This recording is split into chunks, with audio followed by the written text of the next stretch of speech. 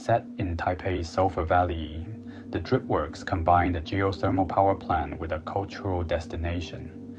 I developed the project as a playable system driven by weather and environmental data. Through the game, players shape terrain, direct water, and observe how minerals gradually take form. Today, Taiwan faces a growing energy challenge. The semiconductor industry drives electricity demand, consuming 23% of the region's power. It imports 97% of its energy, creating deep dependencies. Rather than seeing geothermal energy purely as a technical solution, the project explored its potential to generate both spatial form and architectural experience. The map on the left shows that the central mountain range limits the land area for the development of renewable energy sources like solar and wind farm. These energy often require large area of flat land, which are scarce on this island. In contrast, geothermal energy offers a more site-sensitive solution. The island position on the Pacific Ring of Fire provides access to abundant underground heat that is both stable and reliable.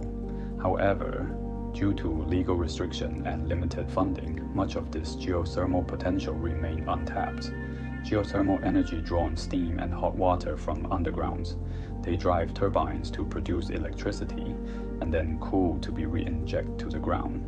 Zooming into the site, this project is set in Sulphur Valley. The testing pond here reaches outlet temperature of up to 90 degrees Celsius, providing ideal condition for small-scale geothermal generation. The site also has a rich hot spring history, dating back to 1896.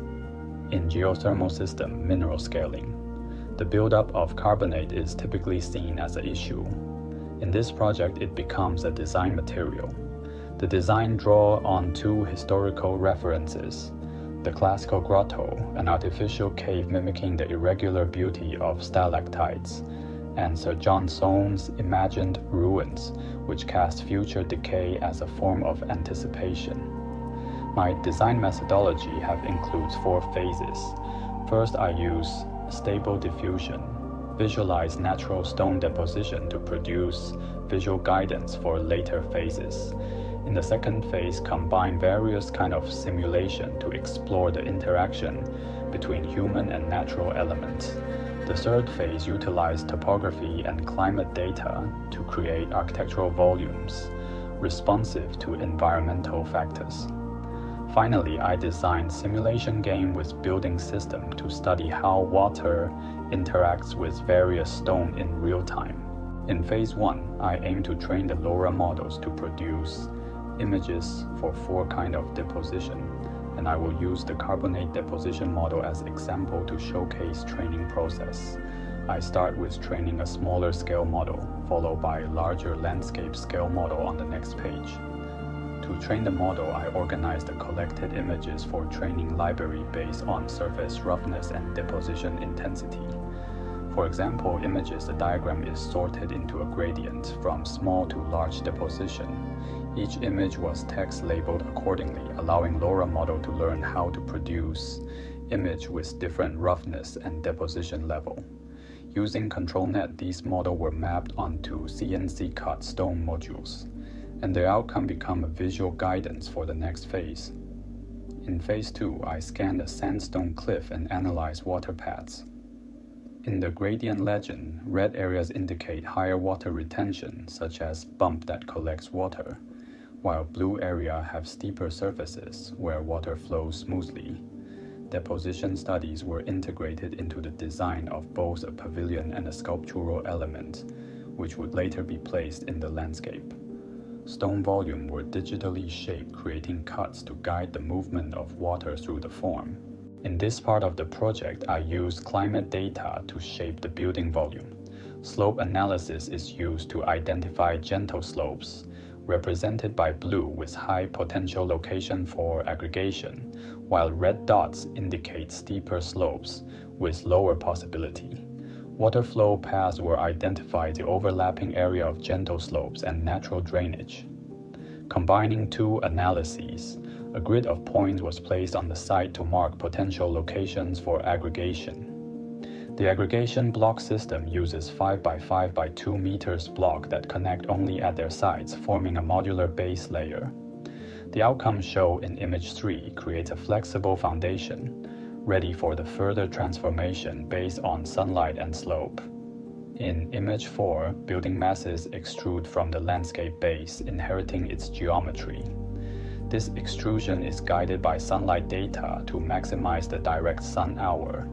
Areas that receive more direct sunlight are prioritized for extrusion. This creates a form that responds like a plant seeking light, orients itself through environmental feedback.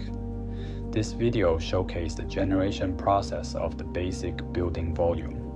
Building on the outcome of block-based aggregation system, the base volume undergoes a second transformation.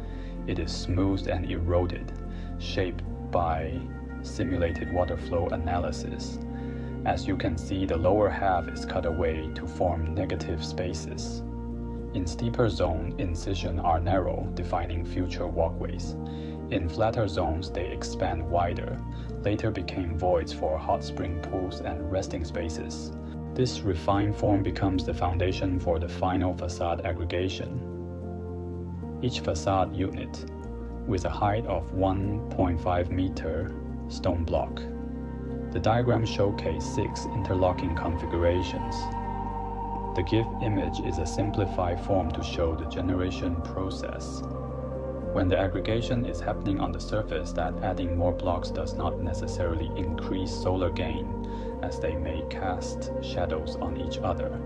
So Galapagos algorithm will find the form with maximum sun hour exposure, resulting in a form with a lower probability of self-shading. In this step, I am using the direct sun hour to categorize the entire facade. I split them into 6 exposure zones, from 0 to over 12 hours per day. Zones receiving 0 to 6 hours become planting surfaces for shade-adapted species like mosses. This collage shows a series of failed script iterations. Most issues came from the block size, either too small or too large.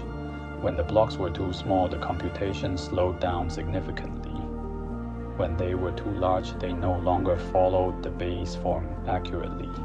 I also had to consider the game, which I'll demonstrate later. The blocks couldn't be taller than the player character to maintain a readable scale. As the project evolved, a new question emerged. How do I design something that is meant to change over time? What if architecture could be tested and inhabited as a system of change? I developed an interactive design tool where player can build structure and simulate environmental feedback in real time. Player can move freely, place blocks, redirect water, and observe how these choices influence erosion, plant growth, and mineral deposition. Some blocks interact with water over time.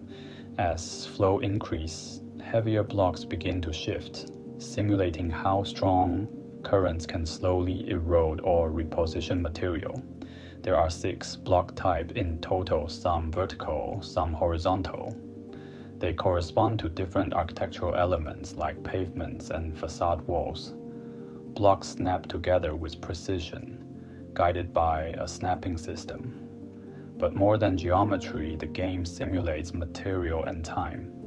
When a block overlaps with water flow, it begins to show carbonate deposition, and a slow buildup is visualized through animated textures. In 2 of the level, the player can switch between 3 characters. A meta-human version of myself, walking at human scale, observing proportion and space. A black cat closer to the ground, noticing materiality. A crow, which can fly, offering a distant overview. The cat and crow character were inspired by the animals that my family feeds. Since we live close to the site, it's very likely that these animals visit Sulphur Valley from time to time. The interactive simulation is structured into 4 levels, each corresponding to a specific phase in the building stage. Together, they form a timeline, allowing players to experience the full life cycle of the project. The game begins with an undeveloped site. Player can explore the terrain using 3 different characters. This level has no building tools. Its purpose is to observe and understand the site's topographies. In level 2, the building tools are activated. Players begin placing foundational blocks to shape the slope and redirect water flow. These interventions affect how mineral deposition will occur later, establishing a relationship between topography and material behavior. In level 3, when the building is built, players return to experience the geothermal facility with 3 characters. They can walk through interior spaces, observe the interaction between carved volumes and light. In the final level, the geothermal plant has reached the end of its life 90 years after its first operation. The Dripworks is now in a state of erosion. But instead of being abandoned, the structure becomes part of the landscape. Player can continue modifying the site, layering new stone over the existing terrain. The ruin doesn't disappear, it transforms into a different kind of landscape. I imagine the building as a composition of leaves and stones. The stone volumes are loosely scattered across the hillside, while the roofs are as light as leaves, gently resting on part of the stone below. At key moments, the rooftop open into sky-lit voids, marking the 3 architectural anchors: the entrance, the hot spring, and the museum. In the hot spring area, the building allows for air to pass through. The gap between the roof and the facade is intentionally left open to support natural ventilation, especially in Taiwan's humid climate. The museum rises gently with the mountain. Its circulation follows the natural topography, forming a slow, meandering ramp. Early mineral deposits are preserved as part of the exhibition. Mineral samples are displayed along the paths placed on charred timber plains. The landscape begins at the geothermal power station, located at the highest point of the site.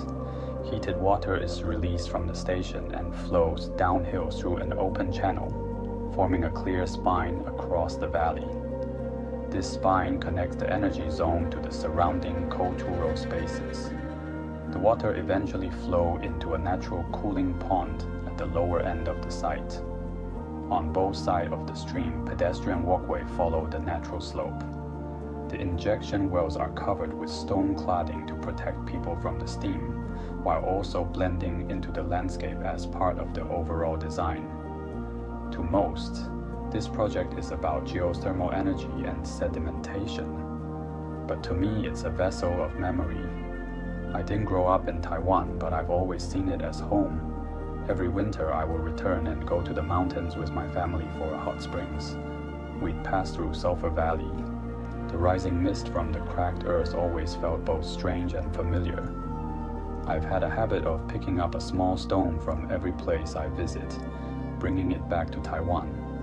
Over time, my room became a personal museum of these places. But this time, I wanted to do the opposite, to share a part of my home with the world.